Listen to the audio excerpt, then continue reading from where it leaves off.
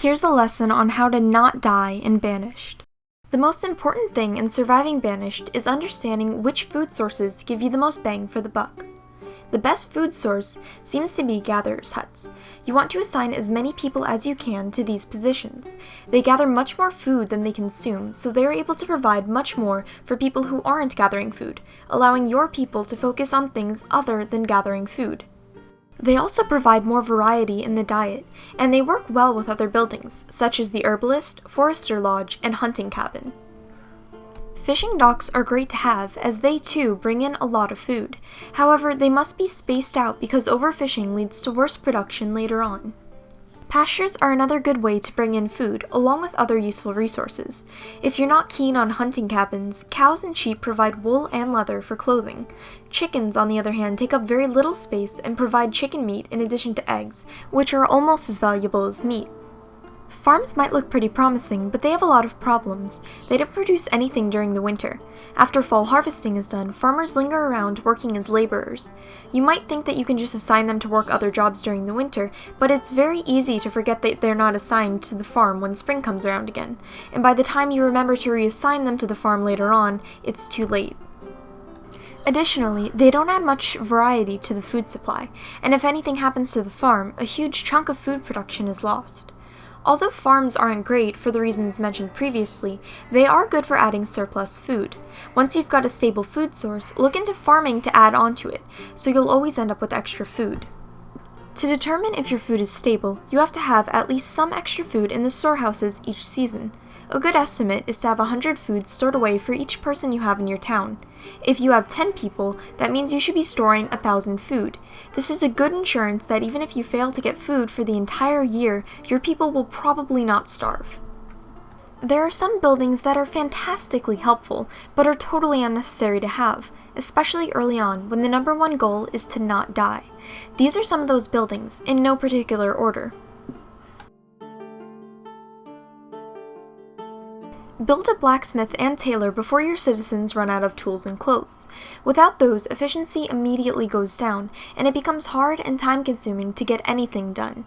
Even if you don't use them at first, make sure you have these structures ready for when you need them. Along that line, schools are great, but they require kids who could instead be working. In other words, the amount of people who can be doing jobs like gathering food drops quite a bit while school's in session. Because of that, schools are more of a luxury that you should focus on after you have a stable food source, but they should be built and used as soon as you are able to stop focusing on food stability. The forester lodge is a sort of luxury because it automates cutting wood for you, but in my experience it has been very helpful. It plants trees, which helps gatherers and herbalists, and it makes sure you have a constant supply of renewable wood for building projects and for your woodcutter and blacksmith to use. You don't need to have a woodcutter right away, as your people will highly likely not die the first winter, but make sure to have this early on so your people aren't stuck with frozen houses. The trading post. It's great for emergencies. By trading with a ship, you can get emergency food, supplies, and other resources. All you have to do is trade a surplus of some item you have, and magically your people can go another season without starving. It's also a good method to get non-renewable resources, like stone and iron. You never have to worry about running out of anything when you know that a ship is coming with things for you to buy. And you can save space by not having to build huge quarries. Along with that, it's normally very cheap. It's also the only way to get more seeds or livestock. Make sure to build quarries and mines before you deplete all of your resources. You need a certain amount of stone to make a quarry and some iron to make a mine, so unless you have a trading post that you can use to get those later on, make sure even if you're not using them that you at least have those buildings built in case you ever do run out of iron or stone on the surface. You know you're doing well on food and supplies when you start running out of storage space. Instead of lowering limits on how much stuff to produce, build more storehouses to store those extra resources. It will help in the long run. Regarding disasters, hospitals should definitely be built in case of disease, but they should be built after all necessary buildings have been constructed. Afterwards, you should not have anyone working on the hospital until a disease breaks out. Having them work there when there aren't any diseases going around is a wasted job, as they won't do anything productive. Boarding houses are important only if you accept lots of nomads or have disasters enabled. In those cases, they'll handle a large chunk of homeless people until you can build or rebuild houses for them. Make sure to have multiple pastures so that you can move your animals to them if the one currently in use gets infected. Similarly, it's a good idea to split up your animals so that you always have at least 2 pastures for every species. As for farming, make sure to change your crops often to lessen the chances of having crops grow bad. If disasters are on, for your sanity, have a well at least at each population center. Fires happen very rarely, so it isn't likely that they will be used at all for a majority of the game.